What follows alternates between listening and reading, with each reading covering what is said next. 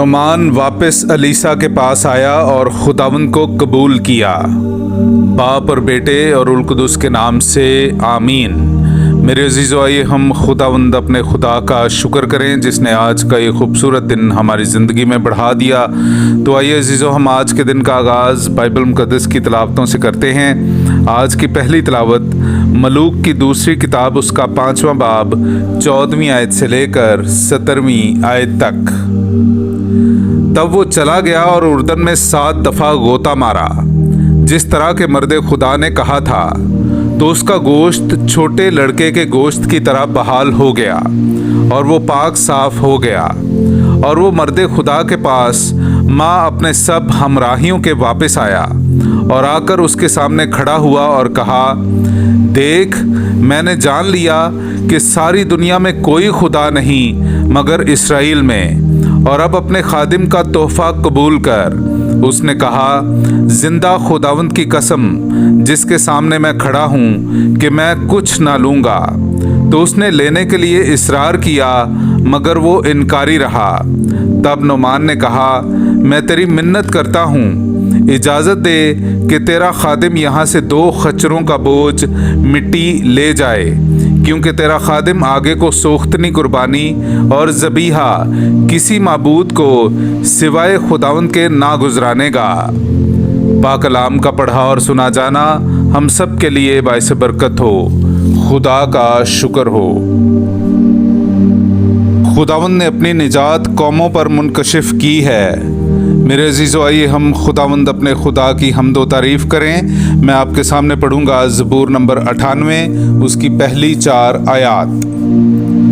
خداوند کے لیے ایک نیا گیت گاؤ، کیونکہ اس نے تعجب انگیز کام دکھائے ہیں۔ اس کے دستے راست نے اور اس کے قدوس بازو نے اسے فتح بخشی ہے۔ خداوند نے اپنی نجات ظاہر کی ہے۔ اس نے غیر قوموں کے روبرو اپنا عدل منکشف کیا ہے۔ اس نے اسرائیل کے گھرانے کی خاطر اپنی رحمت اور وفا یاد فرمائی ہے۔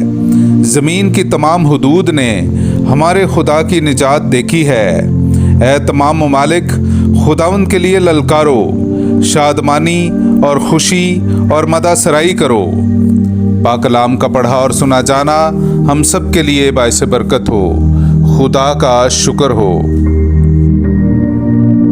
اگر ہم وفادار رہیں تو مسیح کے ساتھ بادشاہی کریں گے۔ میرے عزیزو، آئیے ہم آج کی دوسری تلاوت سنتے ہیں مقدس پولس رسول کا تیموتھاؤس کے نام دوسرا خط، اس کا 2 باب 8ویں آیت سے لے کر 13ویں آیت تک۔ یاد رکھ کہ خداوند یسوع مسیح جو داؤد کی نسل سے ہے، میری اس انجیل کے موافق مردوں میں سے زندہ کیا گیا ہے، جس کے لیے میں یہاں تک دکھ اٹھاتا ہوں کہ بدکار کی مانند زنجیروں میں بندھا ہوا ہوں، مگر خدا کا کلام زنجیروں سے بند نہیں ہے۔ پس میں برگزیدوں کی خاطر سب کچھ سہتا ہوں، تاکہ وہ بھی اس نجات کو جو مسیح یسوع میں ہے آسمانی جلال سمیت حاصل کریں۔ یہ بات سچ ہے کہ ہم ساتھ مرے ہوں تو ساتھ ہی جئیں گے، اگر ہم ساتھ دکھ اٹھائیں تو ساتھ ہی بادشاہی کریں گے، اگر ہم اس کا انکار کریں تو وہ بھی ہمارا انکار کرے گا، اگر ہم بے وفا ہو جائیں تو وہ وفادار رہتا ہے، کیونکہ وہ اپنا انکار نہیں کر سکتا۔ پاک کلام کا پڑھا اور سنا جانا ہم سب کے لیے باعث برکت ہو۔ خدا کا شکر ہو۔ تیرا کلام میرے قدموں کے لیے چراغ اور میری راہ کے لیے روشنی ہے۔ ہاللویا۔ میرے عزیزو، آئیے ہم آج کا انجیلی اقتباس سنتے ہیں۔ انجیل مقدس بمطابق مقدس لوکا، اس کا 17واں باب 11ویں آیت سے لے کر 19ویں آیت تک۔